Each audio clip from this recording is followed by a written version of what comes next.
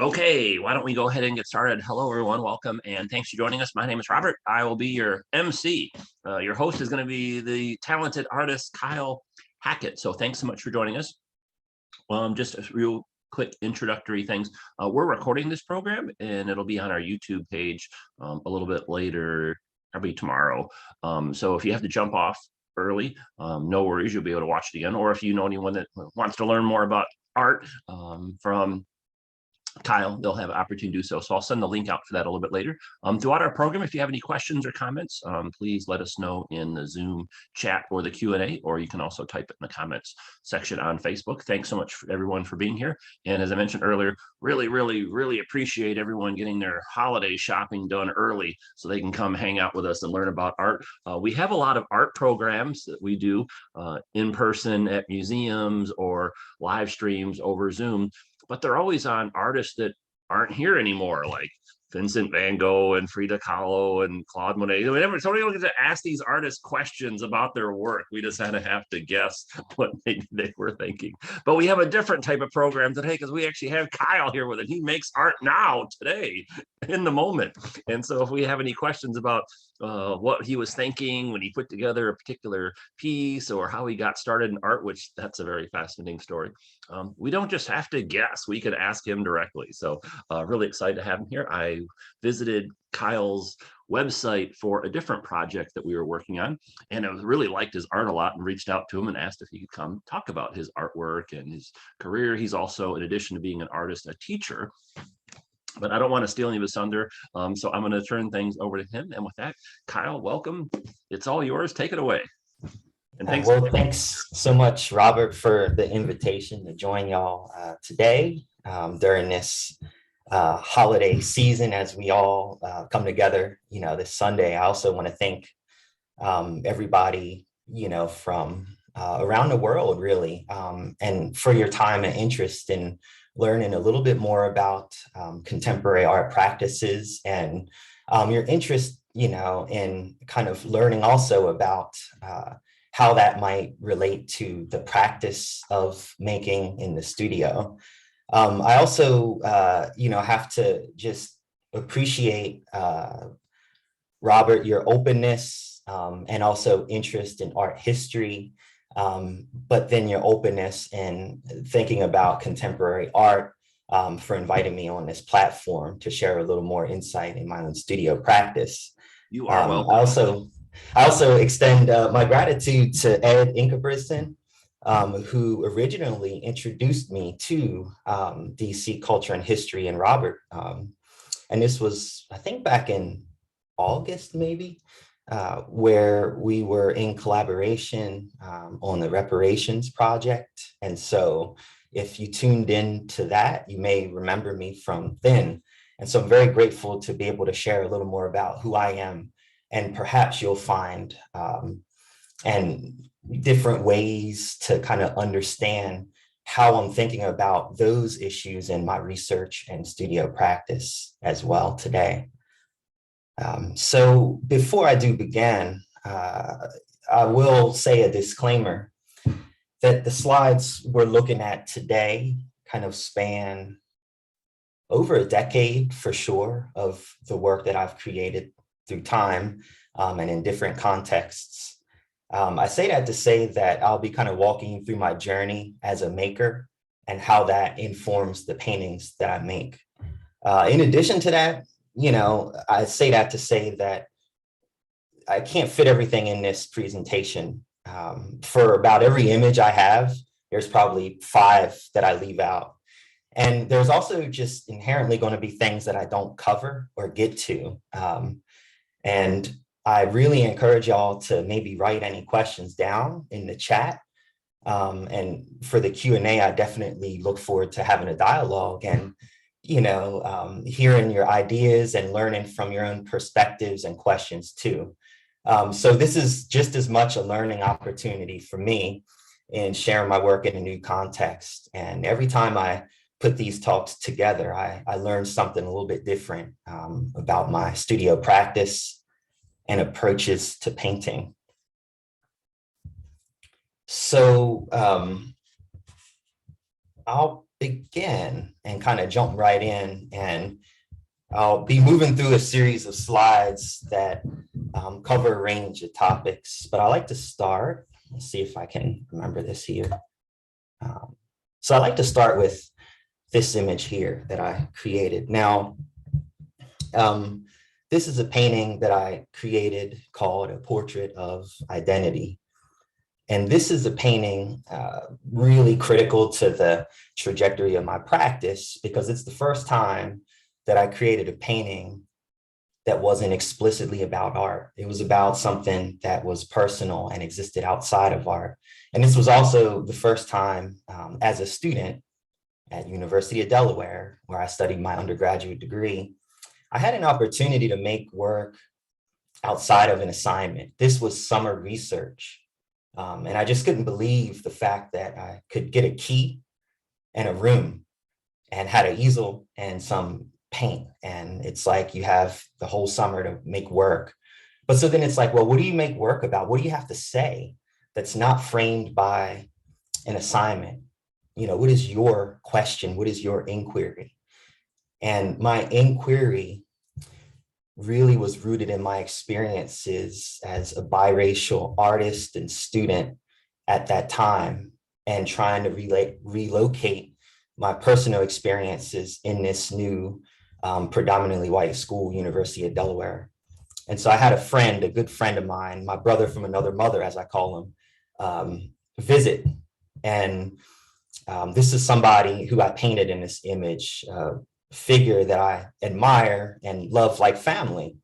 But it was very challenging when I noticed that the looks from friends and people and peers at the college may not have had that same kind of love. And I was wrestling with that as a student for a long time. And I knew I wanted to make a painting about this, but I never really had an opportunity.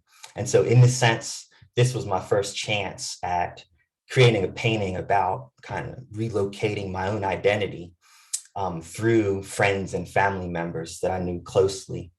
At this time, I'm also looking very much at art historical references. Gilbert Stuart, Lansdowne portrait where George Washington presents America is an art historical reference as a launching point for this image. I then would later create a painting about creating that painting. And so the title of this work is A Portrait of Painting a Portrait Painting. And this is a significant work for me, as it was the first time I had a chance to meditate on my connection to the studio practice. And so this is really an image of me in the studio, painting that painting, but also kind of a connection to my tools and the process of making the painting in the first place. It allowed for different experimentation in terms of the application of paint. You might be able to see my arrow here. So there's thick paint here in the center, and then there's geometric kind of flat shapes that create structure in the image. And then of course, a blurred representation of the brush touching this canvas.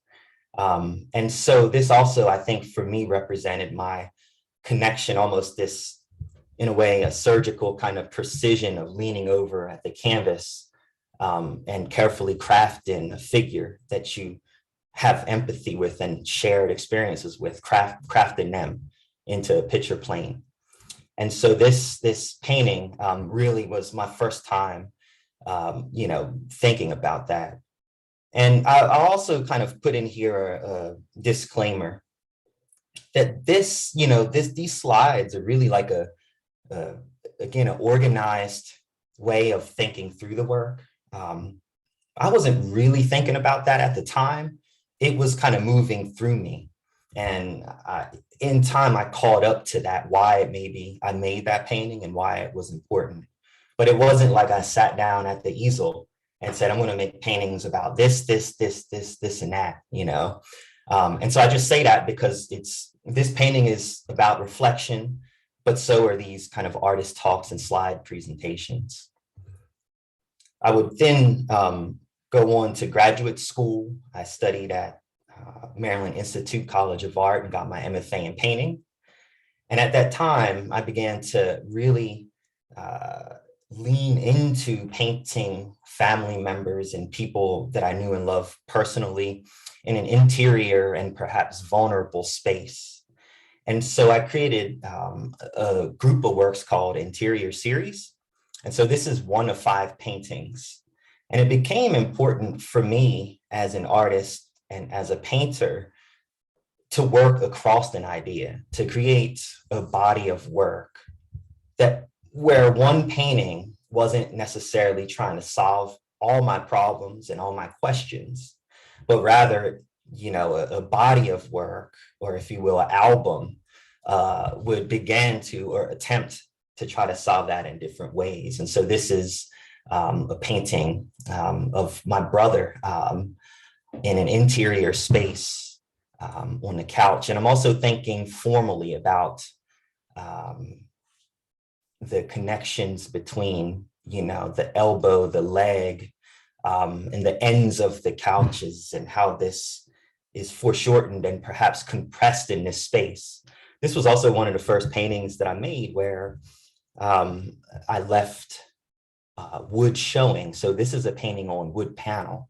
And these were about 12 by 9 inches. So they were small. So there was maybe, in a sense, less at stake in terms of that, like I didn't have to, I could treat them as like pages in a notebook. And I was working on multiple paintings at the same time. That work really was inspired by my trips to Washington, D.C. So I was, you know, making work in Baltimore and, you know, learning about painting in a graduate program. But I would take, you know, independent kind of site visits down to DC and spend time in the portrait gallery, the NGA, the Hirshhorn, and view paintings such as the early Dutch and Flemish works, which really struck me. And they struck me for a few reasons. I think the first and probably more obvious one, if you ever see these works in person, is the surface and the quality of precision of the image. And so these works really are, just as much as they are about the subject, they're as much as they are about the mastery of technique and understanding the architecture of the painting. And then the other part that, you know, I really was interested in was the genre painting itself. Interior spaces.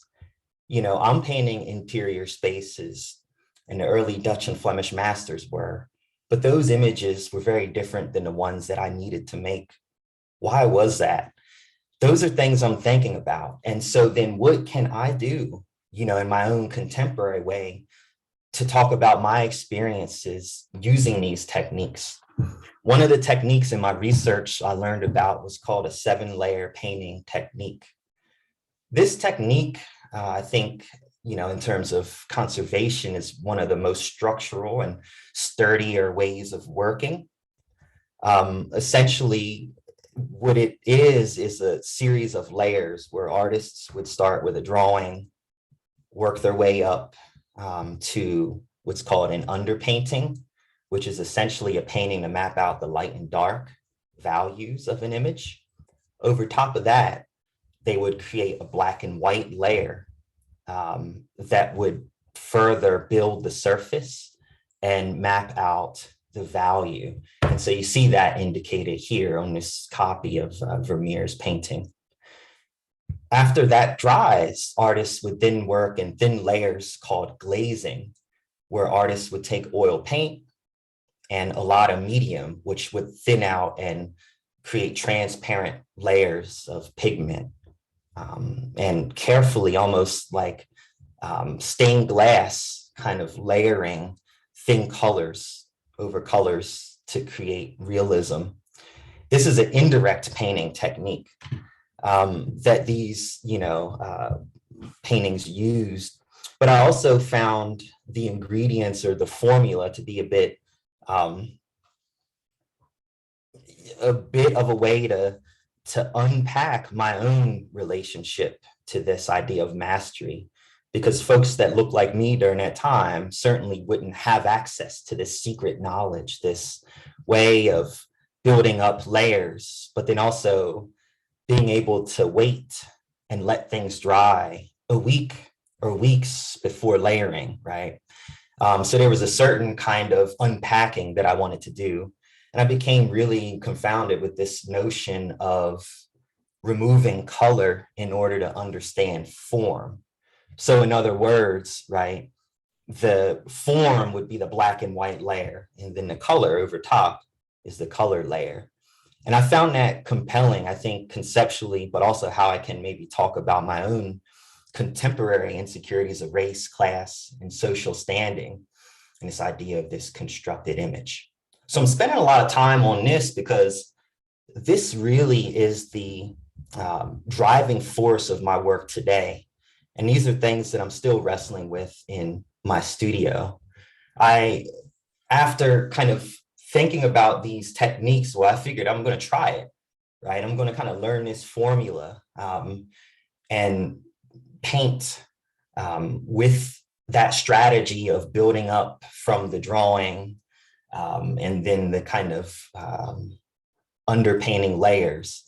And as I began working on that, I quickly realized that when I was able to fill in this area here, the eyes, nose kind of triangle, that seemed to make sense to my own understanding of how I exist in this world, this notion of perhaps receding or growing, this sense of the image looking, but also recognizing that it's being seen.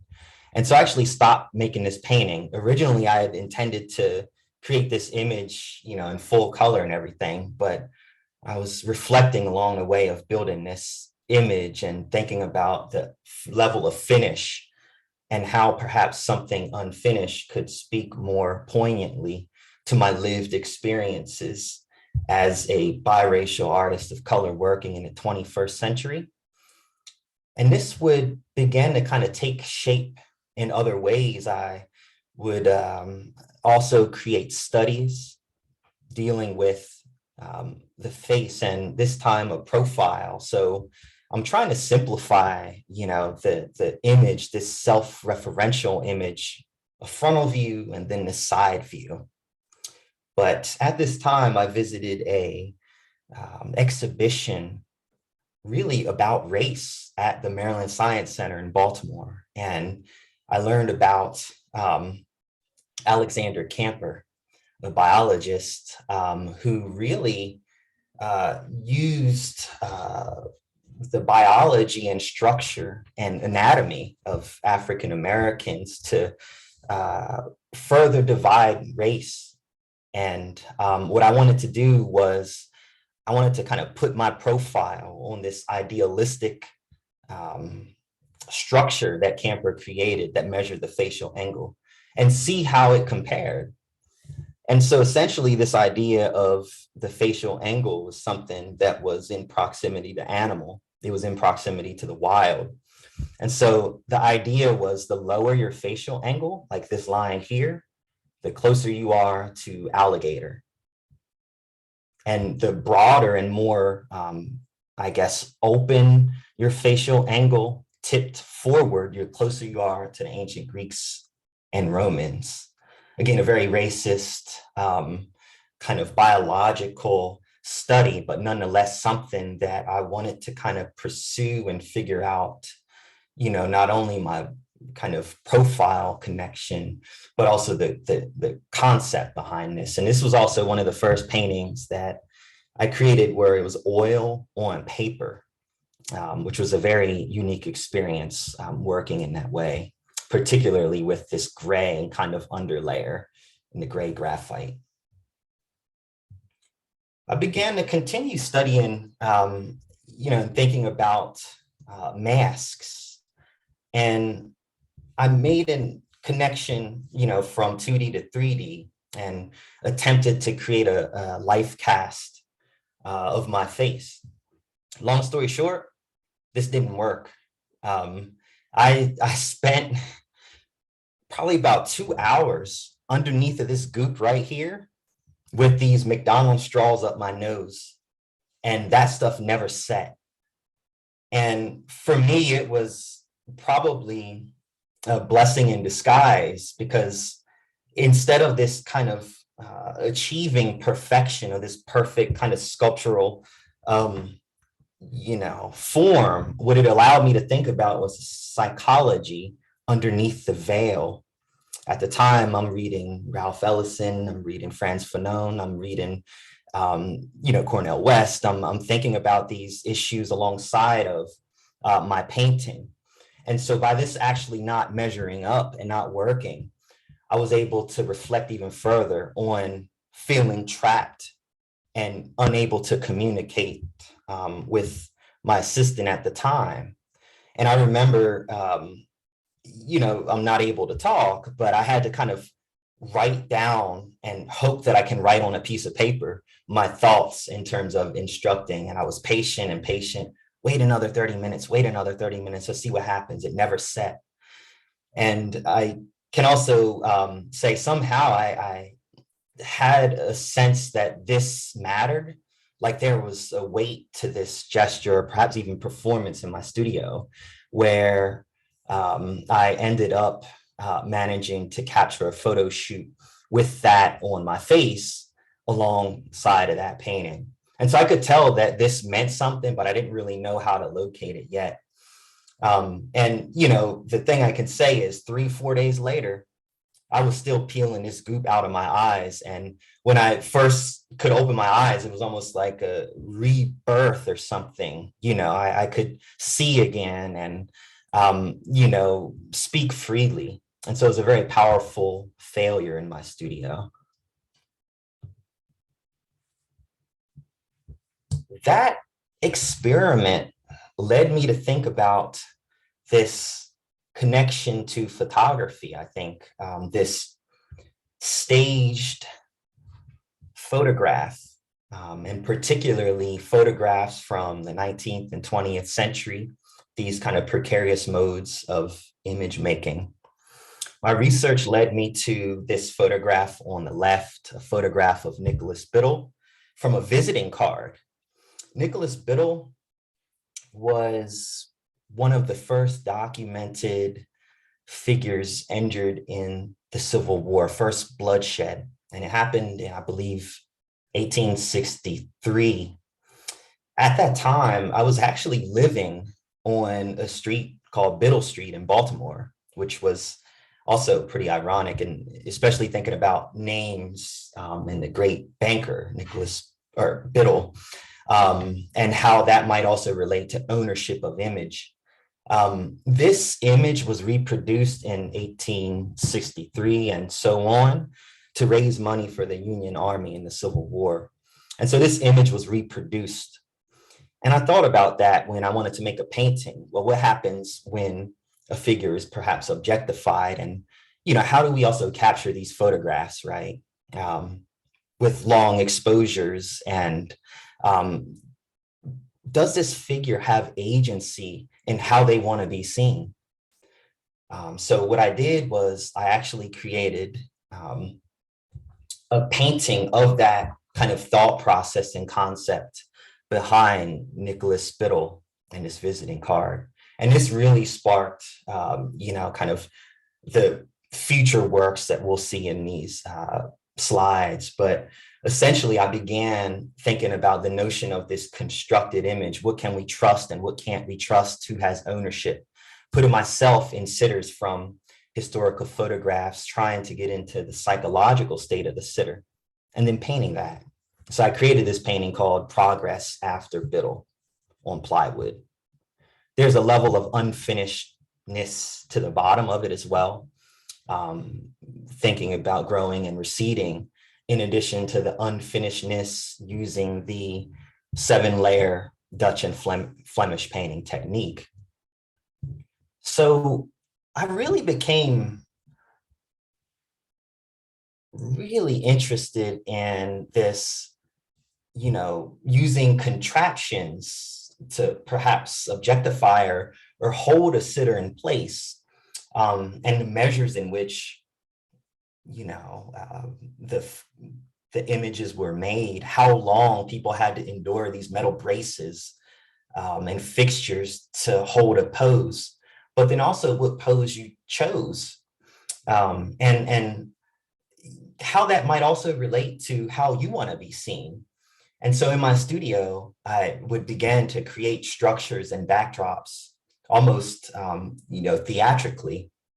And you can see pieces of tape and markings where then myself would become the subject. And I would put myself in positions of sitters and then try to get into that headspace and paint from that. So I made a painting that looked like this. Now this is a large painting. It's about 80 by like 47, I believe. But I put this in here to kind of show you the process. At this time, I made this painting in about 2 weeks, listening to some of those texts that I mentioned previously. And so you can see me writing along the wall as well. So the wall becomes almost like pages in my notebook. You see words like exposure, progress. And I'm really thinking about how I can relate ideas of double consciousness to image making. Double consciousness about race, a sense of a two-way street of looking, right? A sense of these figures are being seen, but they're also aware of how they're being seen. I would then create paintings where I would further explore that and make comparative relationships between subjects. And so in this particular image titled On Stand, what I'm exploring is kind of hierarchical positions within the frame. One image or one figure sitting higher, one sitting lower, one painted thicker, one painted thinner, one painted more dark blue and deeper values, one painted thicker and more green and slightly turned to the viewer. And so my hope is when I'm making these images, in this double portrait, that there's this kind of awareness that these images are kind of absorbing or consuming the viewership. And there's also kind of this doubling or fixing into a particular place where the heads are kind of aligned and the bottom breaks down. At this time, I'm making all of my paint from primary colors. So that would be, red, blue, and yellow. And so while this looks gray, it is not gray at all. I'm obsessing like hours and hours in the studio, in daylight mixing and then mixing these kind of neutral colors. And so I'm also thinking about how I can mix color on the palette and how that might also talk about race.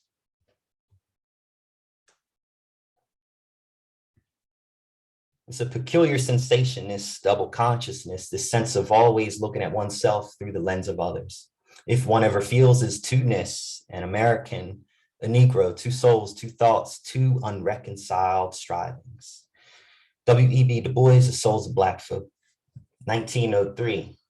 This was something that was pivotal to, my own research during that time and foundational as well into my own coming to terms with image making in the 21st century. And so really, the works are kind of referencing themselves. And so as I move forward, I'm thinking about not necessarily a self-portrait, not trying to capture the spirit or even the likeness of myself, but rather I become a stand-in for something else. There's an attempt of trying to strive and failing. And that gap that exists is meaning. And that's what happens when I make these paintings. And so I made another painting based off of a historical photograph of John Brown, a surgeon abolitionist who declared war on slavery in this image here, this daguerreotype by Augustus Washington. And in this image, there's a kind of declaration and this kind of taking a stand. And so what would happen if I put myself in that position, and this time working on a aluminum metal ground. And so this is actually a new surface that I'm painting on for the first time. And I, created this painting, and I can remember in the studio painting at like 4 a.m. and painting every single finger, and the anatomy piece by piece. And then I realized that I had a hand that was also the exact size of the image I was making. And so instead of actually finishing this painting with a brush, I finished it by dipping my hand in the paint and pressing it on the surface. And in that pressing, what it really became was a testimony. It became a fingerprint. It became an idea, authentication of, the artist's touch. It became a testimony. And at the time, I had a family member at home, and I was away from home at a residency at this time, dealing with the criminal justice system and incarceration. And so for me, this painting wasn't just about a historical reference. It was actually about a personal and very close testimony in which this was the only way I felt as if I could be heard or take a stand while being Mark Brown on trial. And so, this was one painting that I don't really think I understood until much later. And you'll kind of see me circle back to some of these ideas throughout this presentation. But so this is a kind of idea of that hand and the scale. This was staged, so this wasn't actually when I dipped my hand in it, but I thought it would be a fun kind of image to put in here.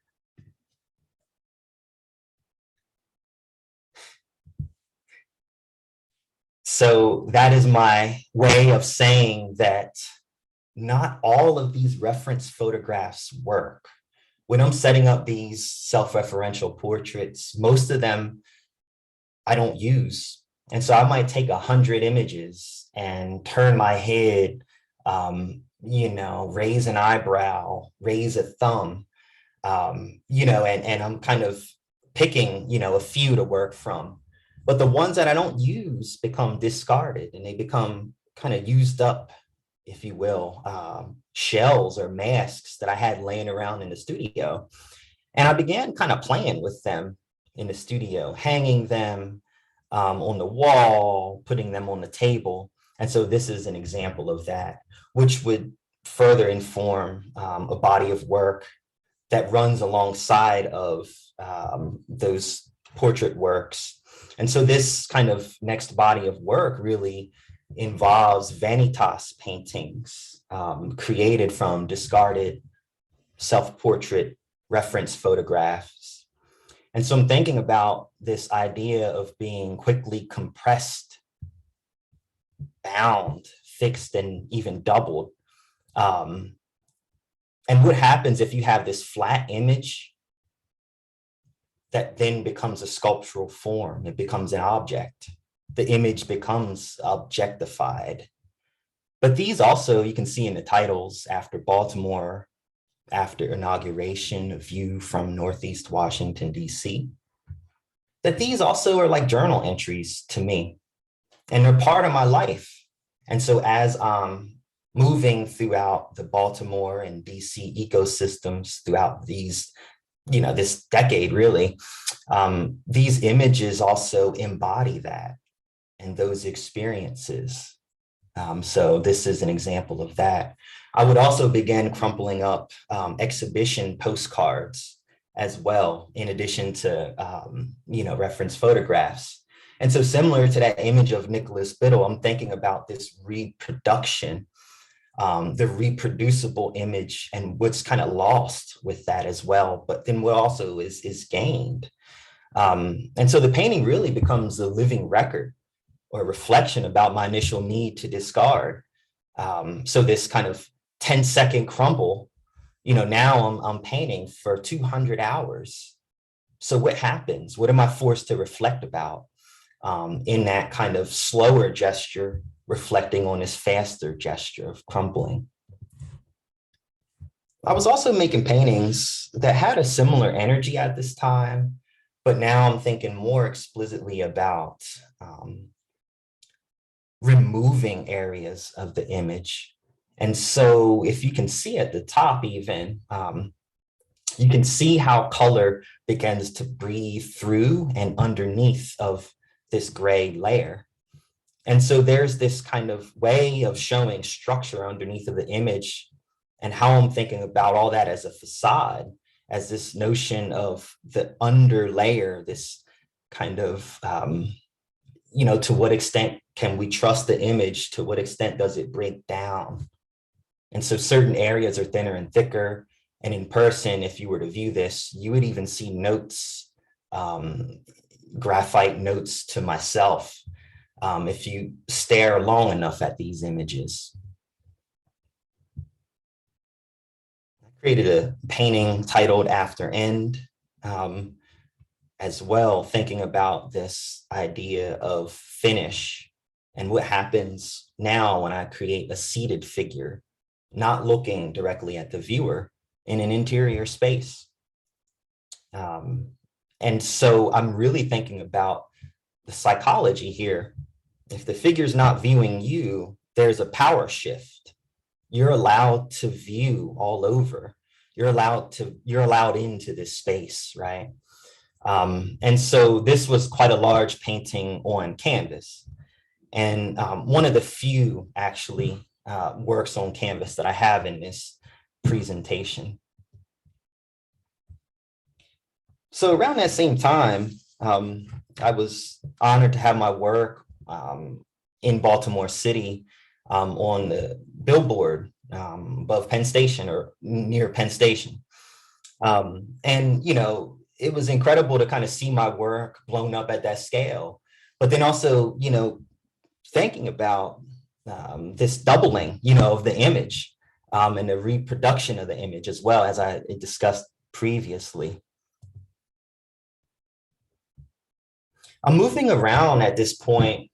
So, much of my work is in Baltimore and DC, but I'm also doing things like artist residencies. And so at this point, I'm up in New York at an artist residency where I stayed for about a year, and I made paintings and I would kind of show them in different places, including New York City and Baltimore and DC. And so you can see kind of the origins of even that larger work. I put this in here because these works happen over time. I mean, this painting would travel with me when I would move and leave residencies. I'd have to roll it up and ship it, and then finish it in Washington, DC. And so this is my first live workspace studio in Washington, DC. And you can see also the kind of lifespan of the other works that I've shared previously, right? On the floor, so they're objects and they move when we move. They're part of, the artist's life as well. And they develop as the artist develops and moves through space.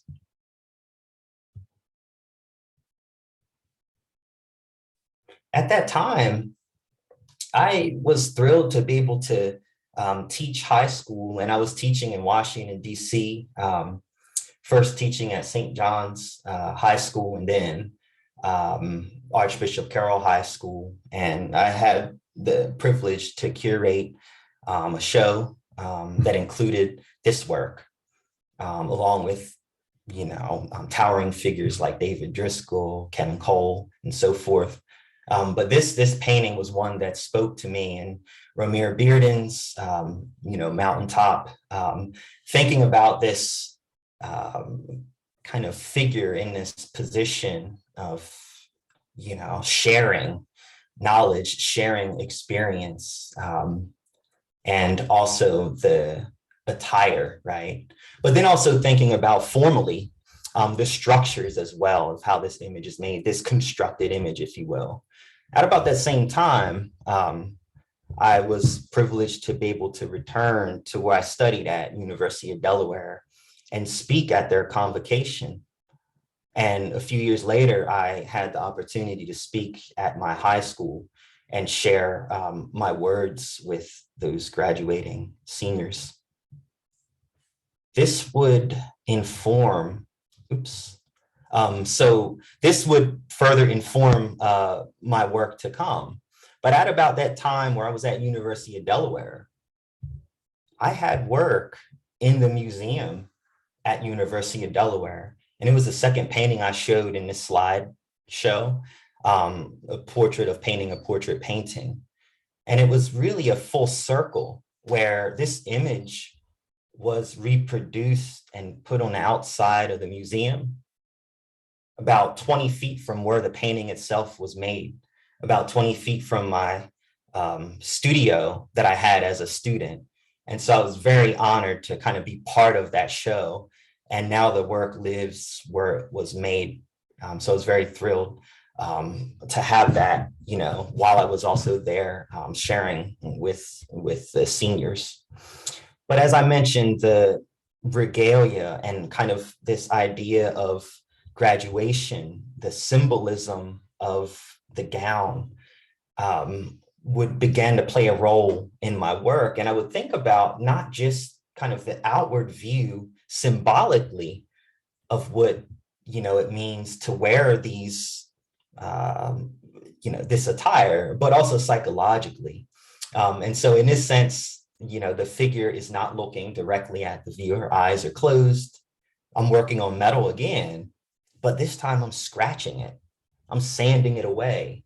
And, you know, there's this kind of sensory aspect that I'm after. I want you to be able to look at this and hear how the image is thinking, how the image feels underneath of the gown, underneath of the veil.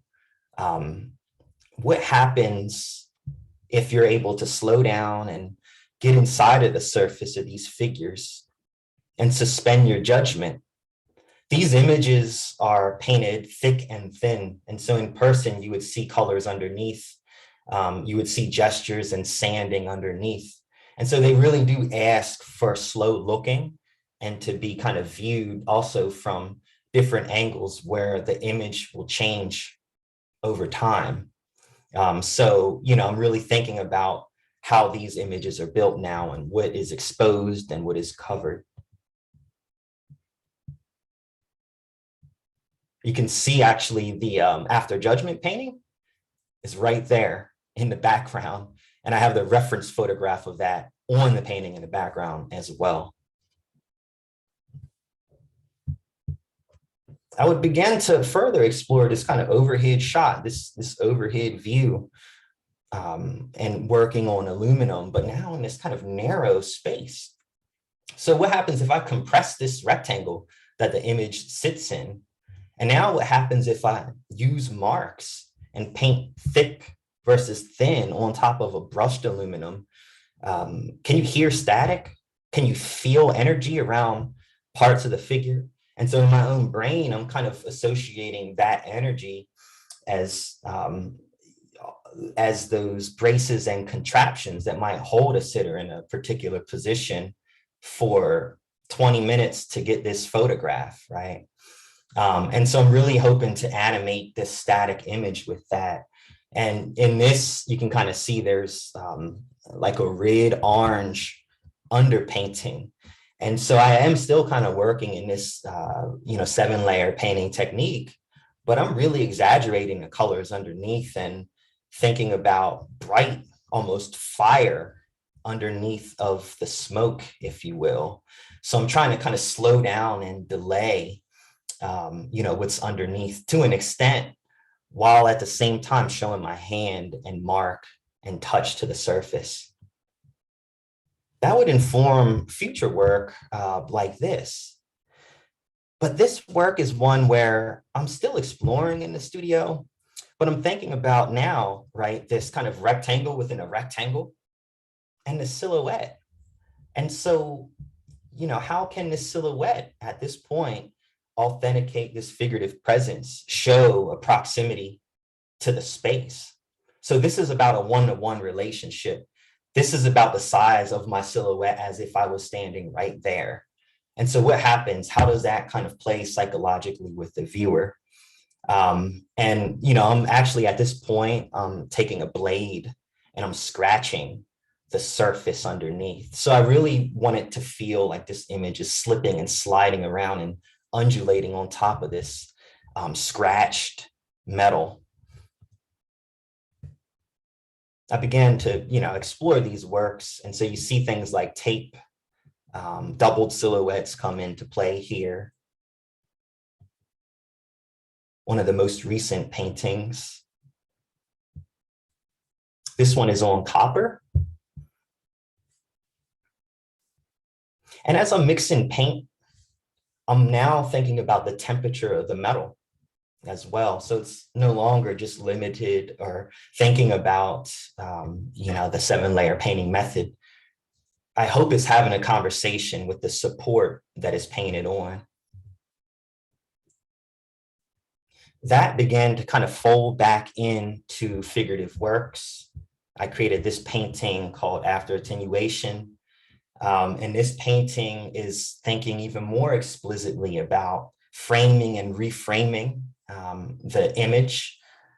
So actually I'm using tape here, purple tape, and layered purple tape over top of yellow tape to have a temperature shift.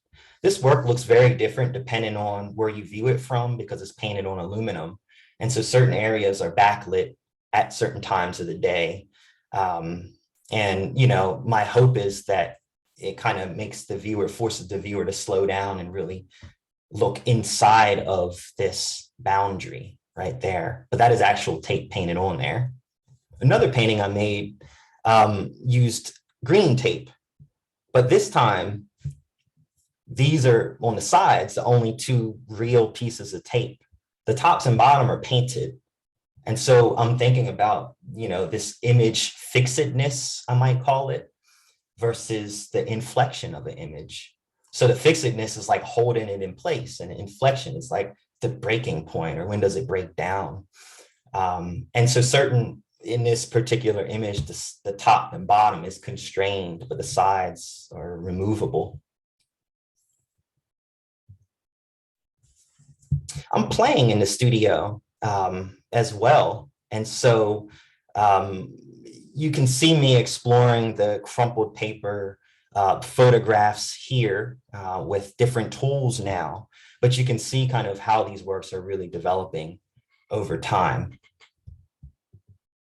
And I began working back into my Vanitas train of thought, creating these still life images from failed photographs. But I think this time, thinking even more deliberately about framing and reframing, what happens if I paint images that have a particular function, a particular surface quality to them on a particular ground, right? So in this image here on the right, I'm painting metal objects on the metal. There's certain areas that are holes in the painting, certain areas that I call voids, but there is a kind of connection to the image itself right here. So that is not painted while this is painted. And I'm really playing with this kind of compression of the image now. All of these are starting with a really kind of tight, closed underpainting. And then I'm working on top of that carefully with some overpainting layers. And thinking about, how now these 2D photographs are objects, they're objectified, and now paired with tools or particular contraptions.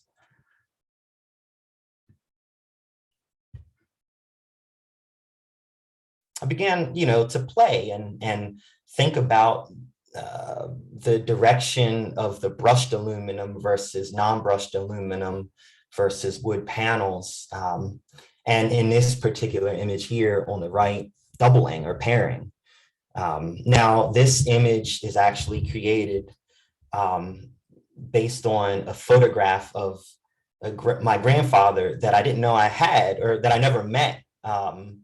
And I had the opportunity, I think it was in 2019 or 2020, to have an exhibition in my hometown where I met an uncle that I didn't know I had. And because of that connection, I was able to tap into, my ancestry in ways I hadn't really thought about, and see images of my grandfather, who I never got to meet as he passed away at an early age.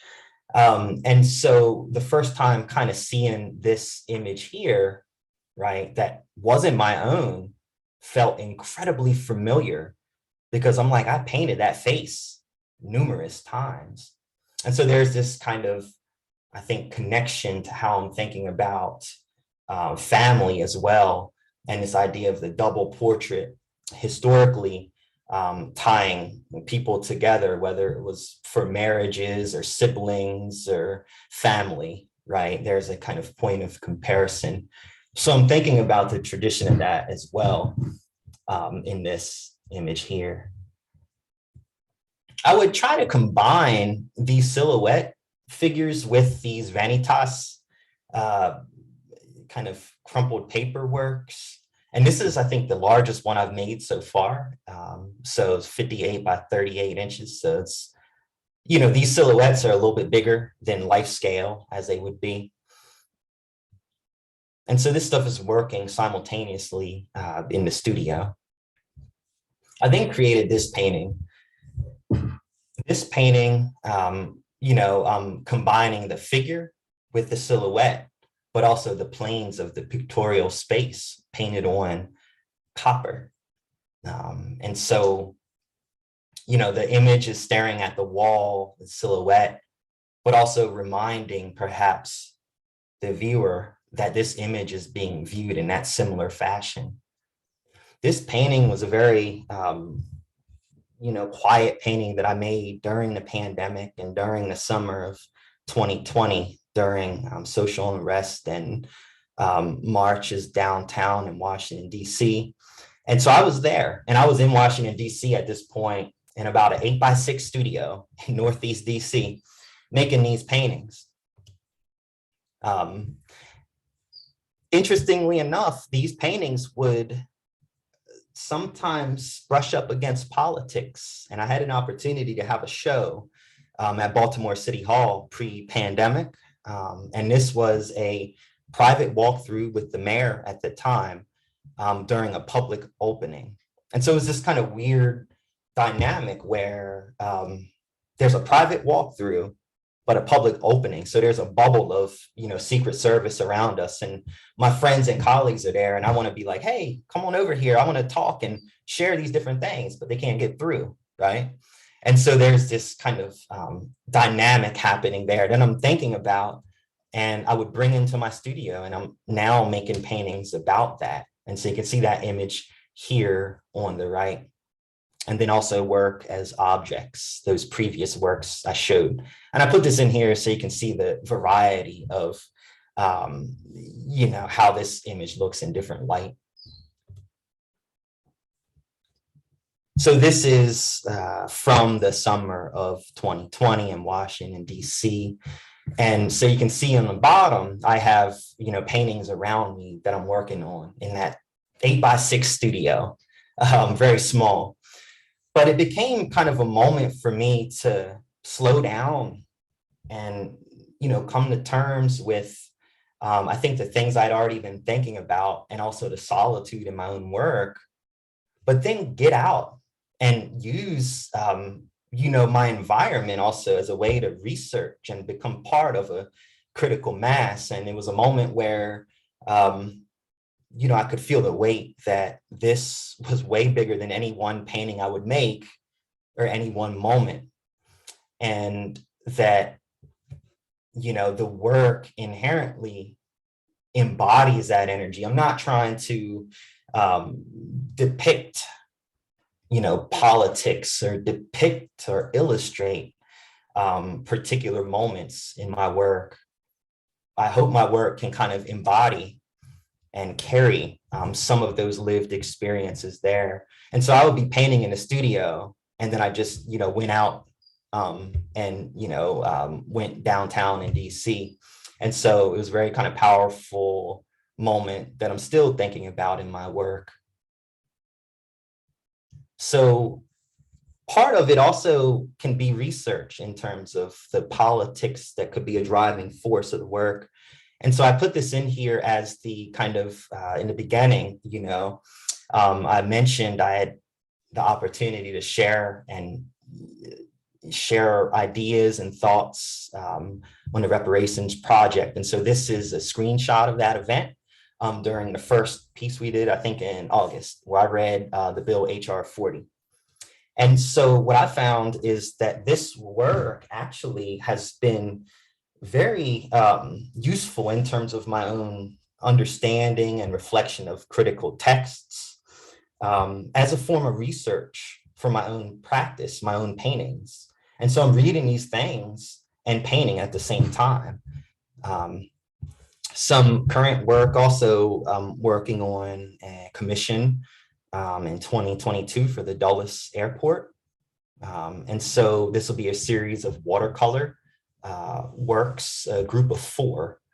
And, it's dealing with that mask, but this time a different medium for me that I didn't show in the talk, but I've used it before. But it's a very different way and a very different process than, for example, using oil paints. I put some images in here of works just in a space, so you can see the sense of scale and different contexts. So this was in Baltimore. This was also in Baltimore at a solo exhibition with Goya Contemporary Gallery, which represents my work. The title of the show was called Negation. And current things that I have around me now in my studio in Virginia are studies, thinking about the silhouette, drawing and redrawing, scratching the surface. So you might have seen some of these in the backgrounds behind me. And these are the works that are fresh. I mean, the paint is still wet on some of these. And I believe this might be the last images I have in here, but now working on large scale aluminum as well, continuing to use what's called an X-Acto blade to scratch the surfaces, and preparing some canvases on the right over here in my studio at James Madison University on campus, where I also teach. So thank y'all for tuning in. And I think we have some time left for Q&A, and I would love to, I see that chat has had like a lot of stuff pop up, but I can't see it. So I'd love to maybe be able to answer any questions y'all might have and have a dialogue. Kyle, there were a lot of questions. It was being lit up while you were speaking of people wanting more information or elaborating on things. So yeah, let me go through, and I appreciate you first of all just sharing your artwork with us. Like I said, for those joined us late, we're Washington DC History and Culture. We do a lot of programs on history and art, and all the art programs we've done up until recently have always been on artists that passed away, like Vincent Van Gogh and Georgia O'Keeffe and Claude Monet. So really fascinating to hear someone who's an actual artist talk about their work, because so many times when you're talking about art, you just kind of have to assume or guess or read about what the person was trying to do or what they were thinking, and to hear Kyle actually talk about his work and just bring up all these things, really fascinating. So thank you so much for that. Yeah, there were quite a few questions, so let me do this. I'll bounce over to my other screen. Let's see. First question was, how and when did you decide to become an artist? Yeah, thanks for asking that. I feel like many artists might agree. It's one of those things that kind of like found me It wasn't necessarily like a choice. I think it's William Kentrus says it best. He's like, I tried all these other things and I was reduced to being an artist, but perhaps I don't find it as reductive. I find it as very freeing. But I would say when I was like 3, I was always drawing and making comic books in my home. I grew up on the Eastern Shore of Maryland, in kind of like poor working class country. And, you know, we didn't have much, but we made it work, and it was a DIY culture. So if you didn't have something, you learned how to make it. And that really influenced, I think, how I even approach painting, is like taking apart, you know, Eurocentric art historical measures and trying to understand it. And so I was doing that when I was 3 years old, you know, breaking things just to try to put them back together, and then making my own versions of cartoons and comic books. And it was always drawing that was something I was interested in. And then I would begin to kind of build things as well. And actually, I studied engineering for about a year in college, but decided that that wasn't something where I had the freedom to kind of think more philosophically about space and structure as I did with my work. And at that time, too, I think it was a sense of, you know, a track where you get good grades in high school. And what do? You get put in an engineering track. And, you know, that's what it was. But I had an opportunity to actually kind of carve out and change directions about something that I had been exploring since I was 3. And so I did that and never looked back. And yeah, so that's kind of the idea, is kind of like making things and always kind of questioning and being curious. What about anybody in your family artistic? Like, did you get an artistic gene from your mom or dad or grandparents, or Yeah, no, I appreciate you asking people that. inspiring you? You know, you talked about friends and stuff and people you met along the way, but was there any like one particular person in your family or network that like really just you think was instrumental in you becoming an artist? You know, I didn't realize it at the time, but it's almost like the older I get and just the more I hear like oral histories and meet people in my family, I learned that my grandmother was actually a ceramicist. And I didn't learn this Oh until yeah, wow. after, you know, I was in school and everything. My mom and dad could always draw. And, you know, we always made things, you know, you kind of struggle breeds creativity, right? We made it work. But, you know, I was also first generation college student in my family. And so I didn't really have a path, you know, so it was all kind of a new frontier. And then more recently, discovering and really, you know, a lot of my family has kind of creative tendencies in music, whether it's in bands, the blues, jazz, or even hip hop music. My brother makes music as well. So there's that undercurrent, but nothing explicit about like painting. Okay, well that's cool. And then let's see, someone asked a long question, so I'm going to try and cut this down.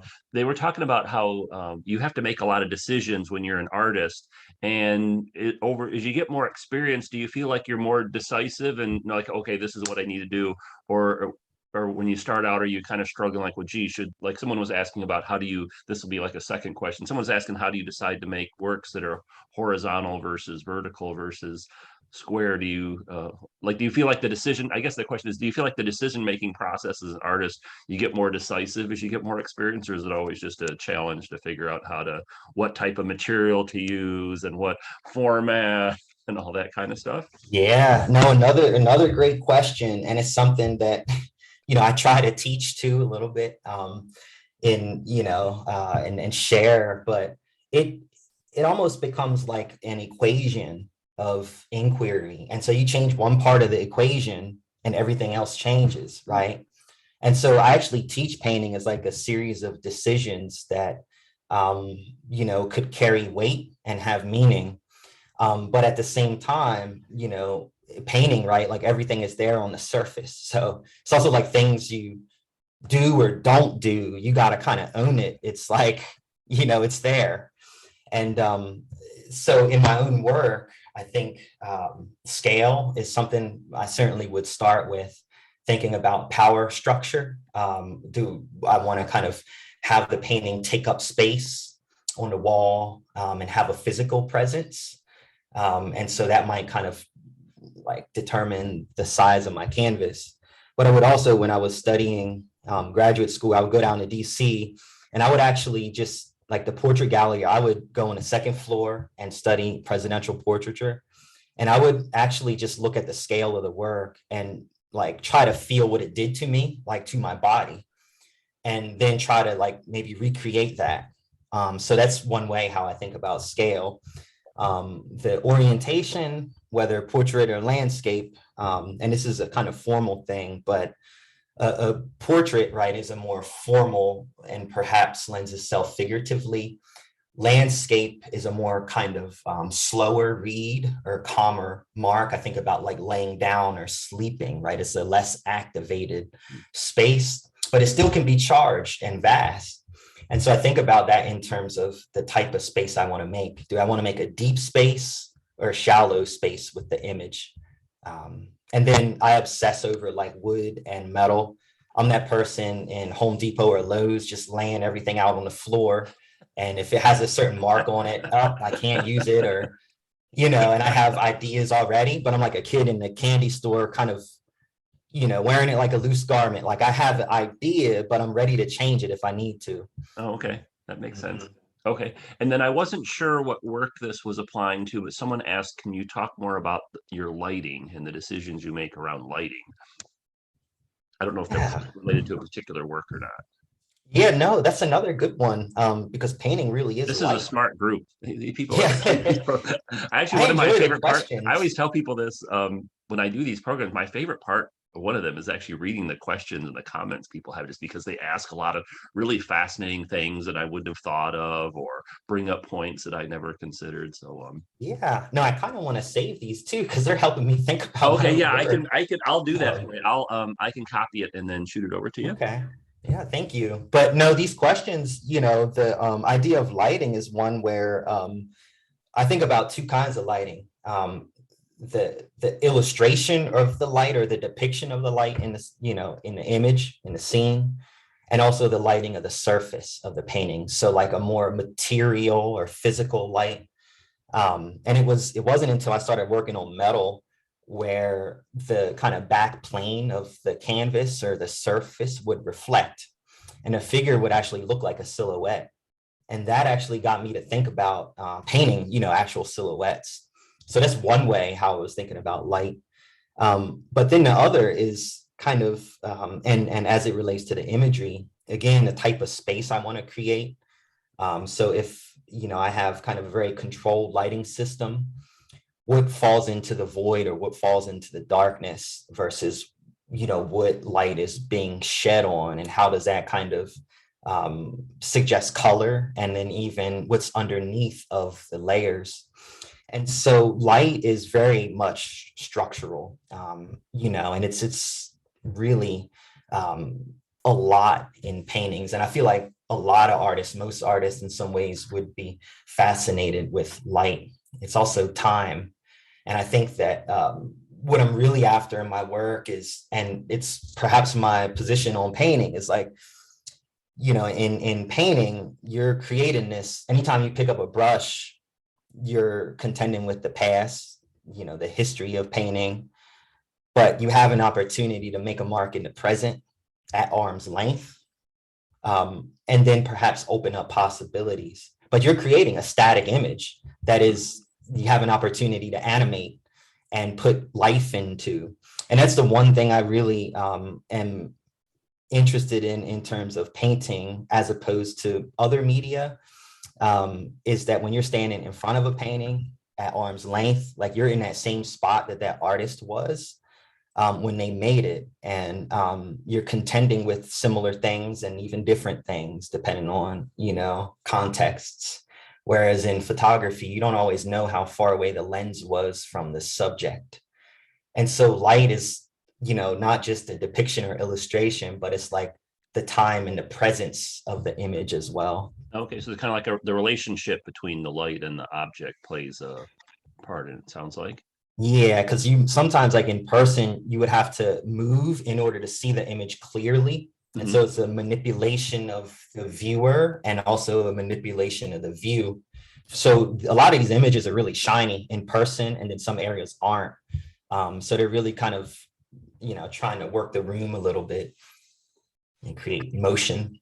Okay. What about so a lot of artists over time have been teachers at some point in time, either full-time or part-time. Like I know George O'Keeffe taught art, and I'm reading about Robert Henry. How has being a teacher shaped your art?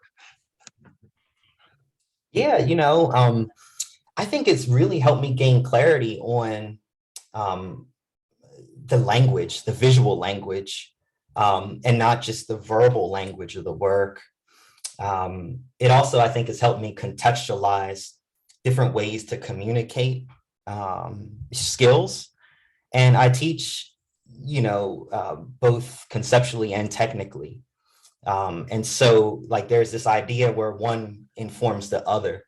And I think that's also, What do you mean by that, conceptually versus textually? What do you mean by that? yeah. So the how you're going to make something, what tools you're going to use, but then also Okay. like the why, Oh, why are okay. you using wood? Why are you using metal? Why are you using canvas? Oh, okay. And that those have a sense of balance or harmony. But if there's certain kind of techniques that you don't know how to do or achieve, there's certain things you're never going to have a chance to think about, like conceptually. And so, I really try to kind of teach in that way. And I think that's made me better, like as an artist, in terms of like mixing color, understanding, value, all these kind of key terms. But then I also think, more broadly, I'm really considering painting and my relationship to painting is like shared knowledge, this shared space. And so, there's a space for you in painting, when you're in my classes. And, how can institutions not just proclaim knowledge or history, but how can they relate lived experiences? And so I also kind of learn a lot from my students' work as well, and how they can connect with certain things in painting that like I might not have, So I think it's made me, I think, more technically sound and a better communicator, but then way more reflective also about the institution's role of, shaping future artists. Okay, that makes sense. What about this may be more of a question for just artists in general and not yourself, but so we have studied Vincent Van Gogh, and he famously only sold one painting during his career, unfortunately. But now he's really super popular, and there's a line from a Van Gogh film, At Eternity's Gate, and I think it's a fictional line, but it does kind of sum up what he was thinking, where he talked about maybe I'm making art for people that aren't born yet. But how do artists go about? I imagine on the one hand, you have to sell this work to people, but on the other hand, you have a vision, and may or not be what people want. How do people like get? Do you just focus on the stuff that you think people are going to be interested in? I mean, imagine sometimes you're like, oh, no one's going to be interested in this, but I want to make this anyway, just because I think it's going to be cool. Like, how do you, and you only have so many hours in the day. How do you balance that kind of what your vision is of what you want to do versus what, say, people, people want to buy a painting of a flowers or something. Well, I don't want to do that. I want to do something else. Yeah. Not just you per se, but how do artists balance those two things? Yeah. No, I mean, that's a very real question. And there's, like, especially in the world we live, like there's real kind of market driven forces that might try to influence how we assign value to a particular work or idea. And, Like, has I anybody can't ever come say up to you and said, "Hey, Kyle, could you make something that looked like Robert Kincaid or absolutely. Yeah, no, You're absolutely. like, well, no, I don't want to do that." Absolutely. And, I think it's something that, there's different ways to be an artist, but, it's almost like you got to be creative to be creative as well, but then maintain, I think, especially, at least how I'm thinking about it, kind of maintain my individual volition or will to make in the first place. And if my individual volition or will was never about selling the work, then it would feel maybe shallow or empty, right? If I were to just kind of pursue that. Whereas sometimes like artists might actually that might be their volition because they're making commissions, or, they're working as a designer or an illustrator and not a fine artist, or a commercial artist. And so like there's a difference between that. And so I kind of fall in a category as a fine artist, but I have representation with the commercial gallery, who represents and sells my work and shares it, with others. So that certainly helps. But, in terms of like even dealing with the galleries, I had a work in the show, like the first crumpled piece of paper one, where like that work, I think it was in the trash can, actually. What? And yeah, and somebody wanted to buy it. And so, I don't always know, as an artist, you don't always know. And like I said, sometimes like your kind of vision and execution aren't always aligned. And so people see things in your work that like you don't even see, or value in your work that you don't even see. And so, there's really no clean answer, I don't think, about this. Yeah, so this is. I hope it's okay. I'm going to plug your Goya show and the Instagram page and your website. Yeah. So this is someone actually asked about this. They said, where could they see your work on display or learn more? Yeah. So an example too. Can you tell us about the Goya Contemporary? Yeah, Goya Contemporary. I was fortunate to be able to start working with them in 2018, and it's really been a relationship. And that's kind of what I like to think about, like, when I think about the art market and sales and things like that, it's like a relationship that we build as a person, and not just kind of as price points and sales. And so Goya, has been following my work probably since I was in graduate school. And so they had an idea of the origins of the work and things like that. And I was fortunate enough to be able to show alongside of Joyce Scott in 2018. And Joyce actually taught me when I was like in middle school for like a summer workshop at MICA. And so it was like this kind of full circle, stars aligned there. And this idea that, like, it really also is about community and the shoulders that you stand on and building like genuine relationships. And so I say that with any buyer of my work as well, or collector, that it's about fit just as much as it is about a sale. And it's a very rewarding thing when somebody cares enough about your work and they see like a part of themselves or a part of their own life experience in it, to want to own it and spend time with it. So yeah, the same thing happens, with the gallery, or I think should happen with the gallery. And I'm blessed that it has happened with Goya Contemporary. We're working on future programming and things like that. And I'll have my artist website updated too, where we'll have like future shows and things like that. Here, I'll go to that now. There's your website. There it is. If you're watching live on Zoom, I posted Kyle's website, the Goya Gallery website, and his Instagram page links in the chat. And then I'll also, they're also in the event description, if you don't have a pencil close by. And then I'll also email them out afterwards as well. And then you also have a Instagram page. So that's pretty cool. So people can check out work as well. So that's cool. Let me go back to the questions. Let's see. Thank you for sharing that too. No problem. I'll be updating with in progress work and things like that on Instagram over time. Okay, no, that's great. What about any advice you'd give to either current or future artists? Current or future artists,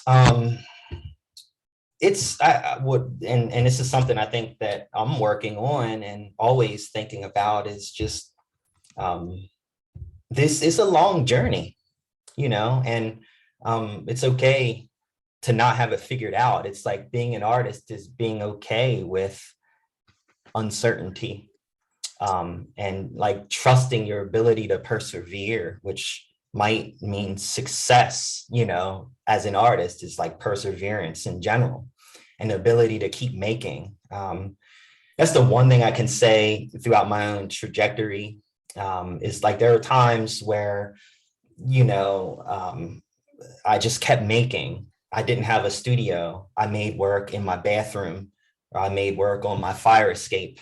Um, I made work on the floor of the living room or outside. So constantly kind of moving things around in the studio. And at the end of the day, it's going to come down to the work. And in order for the work to progress, you have to put in the work, because the work is about inquiry. And if you don't make enough work, you might not be asking enough questions to yourself. And so it's going to be about constantly working and finding ways to reimagine and reinvent your own approaches. Okay. Let's see. So you got a lot of compliments. I'll put those in the I'll put those in a like an email and send them to you. But like Thank you. here's one from Jay. It says, as an early childhood educator, this makes me want to go back and pull out all types of tools and materials and let my 4 and 5-year-olds just go at it to help foster their creativity. I could listen to you talk about your art all day, Kyle. This has been such a treat. Diane, our good friend Diane from Arlington, she says, I have never seen this style before. It is unique. Is it unique to you, or are there others like you doing the same? I thought, Oh, Diane, I say myself, I thought it was very unique. That was one thing that really caught my attention. I thought like, wow, this is really, because I'll be honest with you, some contemporary art I just don't like. I like more historical stuff. But when I saw your work, I was like, oh, this is really cool, cool stuff. So no, I really appreciate it. I mean, it's almost like the style sometimes comes out. I could relate it to like music, right? Like there's certain pitches or ranges that you naturally hit. And in some, I think like the work is like that, like I could paint kind of stereotypical like art historical image you might expect, but it might come out heavy, or it might come out like how my life experiences shape it. And so I really, one of the things is like kind of walking in your truth as an artist, and that your truth can be, and perhaps is always, rooted by your lived experiences. And whether you want it to or not, like it's going to come out. And so like there were moments in my studio where, I might have had a bad day or I'm frustrated, and then the mark looks different, that matters. Like that adds up over time. And I think that's kind of something though that does require consistency and just kind of continued pursuit, because then it's like, your own awareness of your visual language. okay, that makes sense. Let's see, anything else popped up? Oh, some people asked about, so yeah, we are recording this. So if you joined us late, don't worry. Or if you jumped off early and are no longer listening, no, just kidding. We'll be recording this. We'll put it on our YouTube page, and I'll send out the link for that. Probably won't be able to do it till tomorrow though. Let's see. I think that does it for the questions. Let me look at the couple other places. Yeah, I think that does it for the questions. Well, that was awesome, Kyle. That was really impressive, and just all kinds of people really blown away. And a lot of people will be watching this in the future because of the recording. So yeah, thank you so much. It was really fascinating to hear. I knew it was a technical process putting art together, but boy, just the thought process you go through and the decision making and incorporating all these other aspects into the creative process. It was just really really fascinating. I could definitely listen a lot longer as well. We'll have to have you come back for like part 2 or something in the future and talk more about art stuff. Absolutely. I thank you for the invitation, and everybody for the dialogue. I mean, it's very moving. And I'm just very thrilled to be able to share a part of my world with you. And thanks again for tuning in today. I hope y'all have a wonderful holidays and everything coming up. Oh yeah, it was awesome. Kyle and I talked about maybe doing a follow-up program, and he could maybe invite some of his counterparts, and maybe they could talk about their art as well to get their perspectives and learn more, because it is good to help out artists and learn what's going on in the current art world, and not always just focus on stuff that happened 100 or 200 years ago, as fascinating as that is. Absolutely. And I would be thrilled to kind of bring in, multiple artists and different voices and have an exchange. And so you can see the differences and similarities to approaches, because I think there's something to be gained from that too. So thank Oh you. no, there absolutely is for sure. So, well, again, Kyle, thank you so much. That was awesome and really amazing and fascinating. I'm gonna definitely listen to this whole program again, take notes, and absorb this a little bit more.